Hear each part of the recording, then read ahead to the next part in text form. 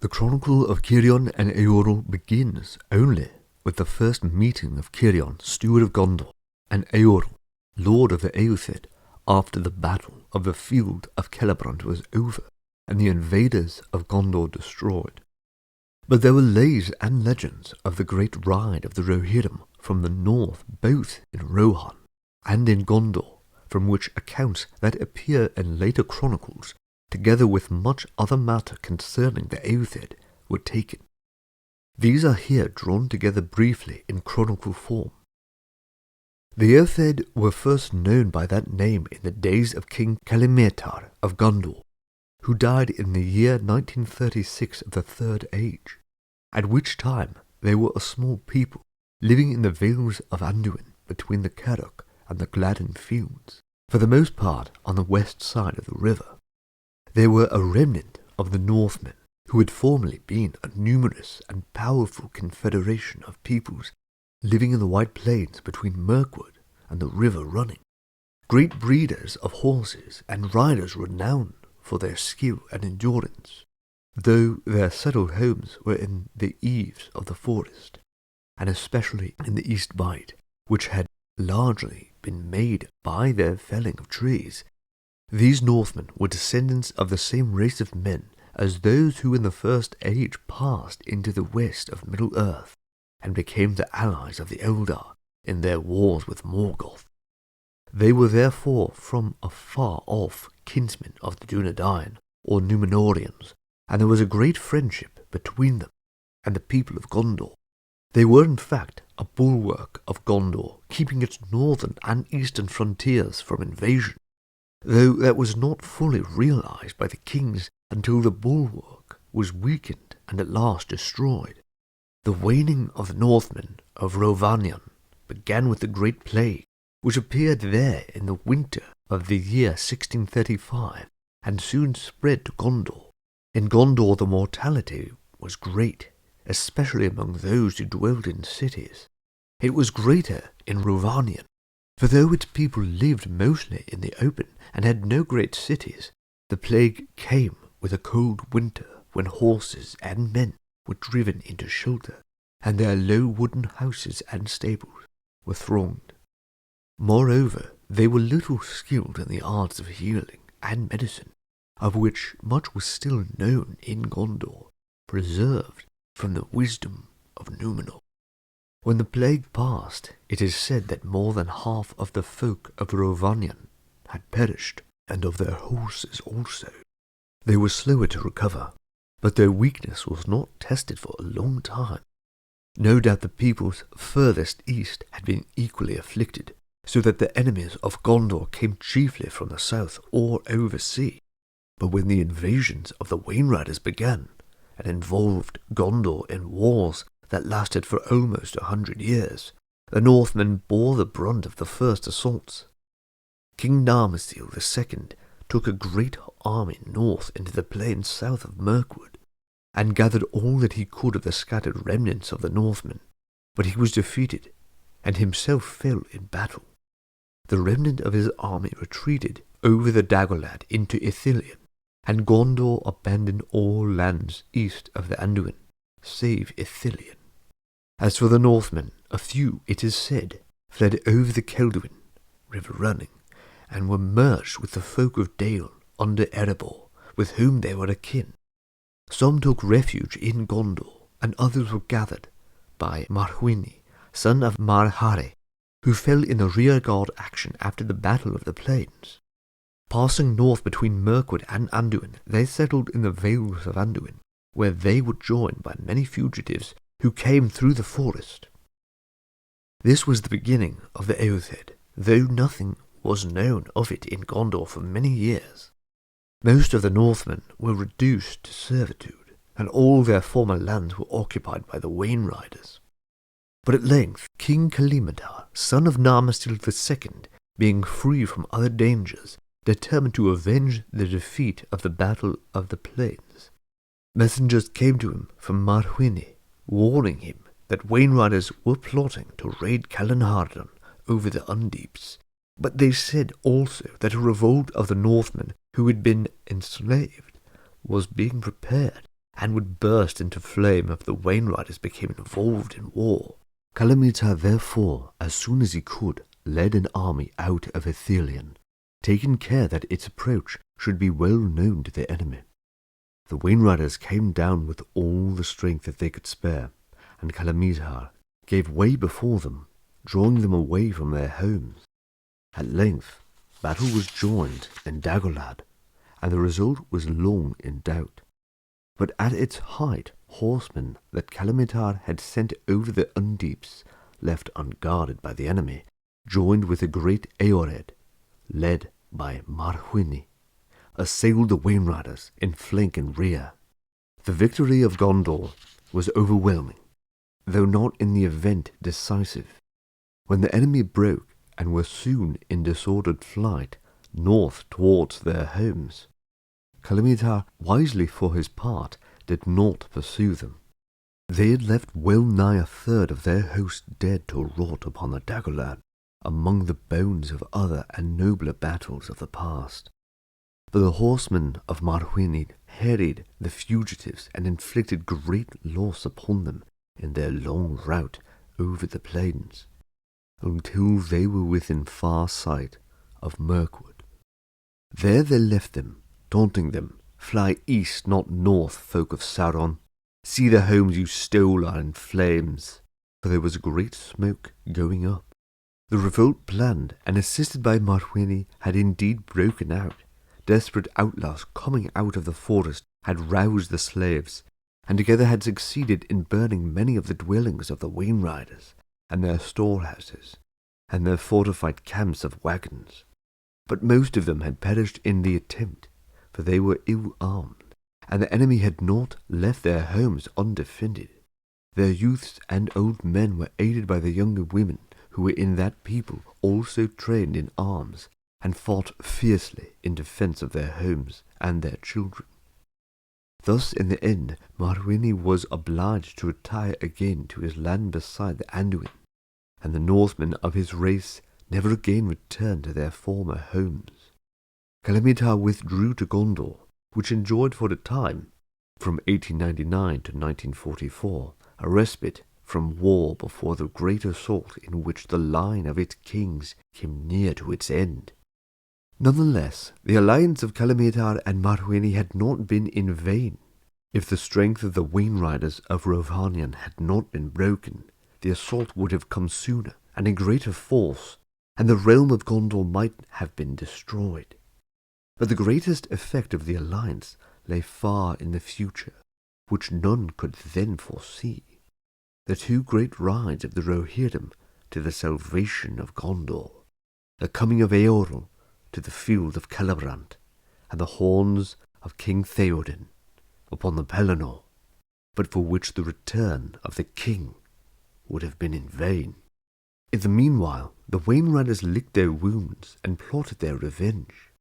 Beyond the reach of the arms of Gondor, in lands east of the Sea of Rhûn, from which no tidings came to its kings, their kinsfolk spread and multiplied, and they were eager for conquests and booty, and filled with hatred of Gondor, which stood in their way. It was long, however, before they moved. On the one hand, they feared the might of Gondor, and knowing nothing of what passed west of Anduin, they believed that its realm was larger and more populous than it was in truth at that time. On the other hand, the eastern Wainriders had been spreading southward beyond Mordor, and were in conflict with the peoples of Khand and their neighbours further south. Eventually a peace and alliance was agreed between these enemies of Gondor, and an attack was prepared that should be made at the same time from north and south. Little or nothing, of course, was known of these designs and movements in Gondor. What is here said was deduced from the events long afterwards by historians, to whom it was also clear that the hatred of Gondor and the alliance of its enemies in concerted action, for which they themselves had neither the will nor the wisdom, was due to the machinations of Sauron. For Thwini, son of Marhuini, indeed warned King Onderher, who succeeded his father Calamitar in the year 1936, that the Wainriders of Rhovanion were recovering from their weakness and fear, and that he suspected that they were receiving new strength from the east, for he was much troubled by raids into the south of his land that came both up the river and through the narrows of the forest. But Gondor could do no more at that time than gather and train as great an army as it could find or afford. Thus, when the assault came at last, it did not find Gondor unprepared, though its strength was less than it needed. Onderher was aware that his southern enemies were preparing for war, and he had the wisdom to divide his forces into a northern army and a southern. The latter was smaller, for the danger from that quarter was held to be less. It was under the command of Eärnil, a member of the royal house, being a descendant of King Telematar, father of Narmasil II. His base was at Pelargir. The northern army was commanded by King Onderher himself. This had always been the custom of Gondor, that the king, if he willed, should command his army in a major battle, provided that an heir with undisputed claim to the throne was left behind. Onderher came of a warlike line, and was loved and esteemed by his army, and he had 2 sons, both of age to bear arms, Artemir the elder, and Faramir, some 3 years younger. News of the oncoming of the enemy reached Pelargir on the 9th day of Kermie in the year 1944. Eärnil had already made his dispositions.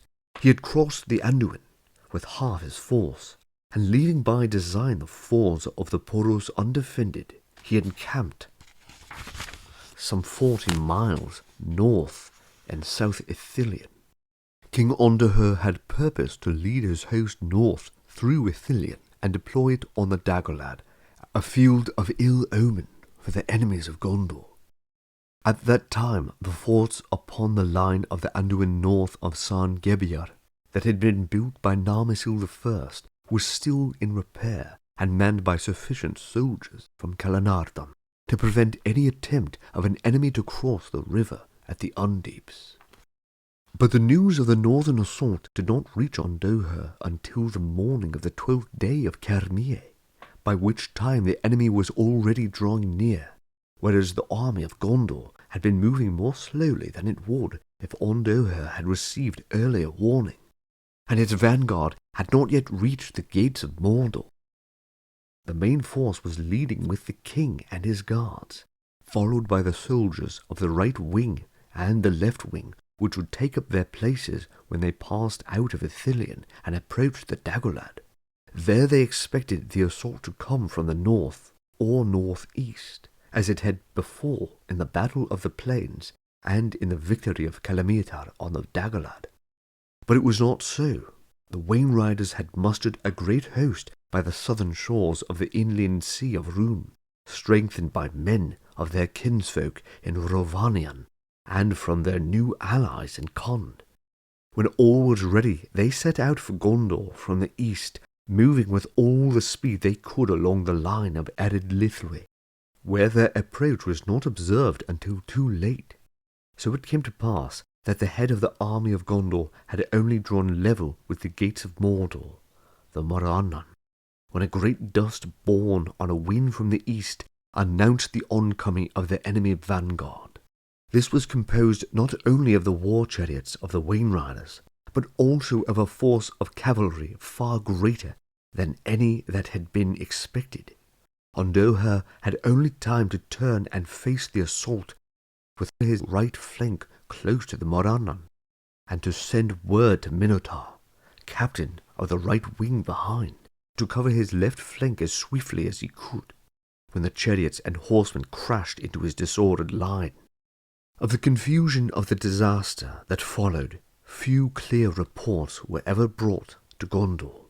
Onderher was utterly unprepared to meet a charge of horsemen and chariots in great weight.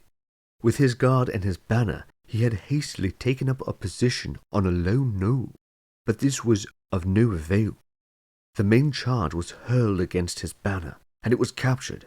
His guard was almost annihilated, and he himself was slain, and his son Artemir at his side. Their bodies were never recovered. The assault of the enemy passed over them, and both sides of the knoll, driving deep into the disordered ranks of Gondor, hurling them back in confusion upon those behind, and scattering and pursuing many others westward into the dead marshes. Minotaur took command. He was a man both valiant and war-wise. The first fury of the onslaught was spent, with far less loss and greater success than the enemy had looked for. The cavalry and chariots now withdrew, for the main host of the Wainriders was approaching. In such time as he had, Minotaur, raising his own banner, rallied the remaining men of the centre and those of his own command that were at hand. He at once sent messengers to Adrahil of Dol Amroth, the captain of the left wing, commanding him to withdraw with all the speed he could, both his own command and those at the rear of the right wing who had not yet been engaged. With these forces he was to take up a defensive position between Caer Andros, which was manned, and the mountains of Ephil Duath, where, owing to the great eastward loop of the Anduin, the land was at its narrowest, to cover as long as he could the approaches to Minas Tirith. Minotaur himself, to allow time for his retreat, would form a rear guard and attempt to stem the advance of the main host of the Wainriders. Adrahu should at once send messengers to find Eärnil if they could, and inform him of the disaster of the Morannon, and of the position of the retreating northern army. When the main host of the Wainriders advanced to the attack, it was then 2 hours after noon, and Minotaur had withdrawn his line to the head of the great north road of Ithilien, half a mile beyond the point where it turned east to the watchtowers of the Morannon. The first triumph of the Wainriders was now the beginning of their undoing. Ignorant of the numbers and ordering of the defending army, they had launched their first onslaught too soon, before the greater part of that army had come out of the narrow land of Ithilien, and the charge of their chariots and cavalry had met with a success far swifter and more overwhelming than they had expected. Their main onslaught was then too long delayed, and they could no longer use their greater numbers with full effect according to the tactics that they had intended, being accustomed to warfare in open lands. It may well be supposed that, elated by the fall of the king and the rout of a large part of the opposing centre, they believed that they had already overthrown the defending army, and that their own main army had little more to do than advance to the invasion and occupation of Gondor. If that were so, they were deceived. The Wainriders came on in little order, still exultant and singing songs of victory, seeing as yet no signs of any defenders to oppose, until they found that the road in Gondor turned south into a narrow land of trees under the shadow of the dark Ephil Duath, where an army could march or ride in good order down a great highway. Before them it ran on through a deep cutting. In 1944, King Onderher and both his sons, Artaramir and Faramir, fell in battle north of the Morannon, and the enemy poured into Ithilien. But Eärnil, captain of the southern army, won a great victory in South Ithilien, and destroyed the army of Harad that had crossed the river Poros. Hastening north, he gathered to him all that he could of the retreating northern army, and came up against the main camp of the Wainriders, while they were feasting and revelling, believing that Gondor was overthrown, and that nothing remained but to take the spoil. Eärnil stormed the camp and set fire to the wains, and drove the enemy in a great rout out of Ithilien. A great part of those who fled before him perished in the dead marshes. In the tale of years, the victory of Eärnil is called the Battle of the Camp, after the deaths of Onderher and both his sons at the Morannon, Arvedui the last king of the northern realm, laid claim to the crown of Gondor. But his claim was rejected, and in the year following the battle of the camp, Eärnil became king. His son was Eärnur, who died in Minas Morgul after accepting the challenge of the Lord of the Nazgul, and was the last of the kings of the southern realm.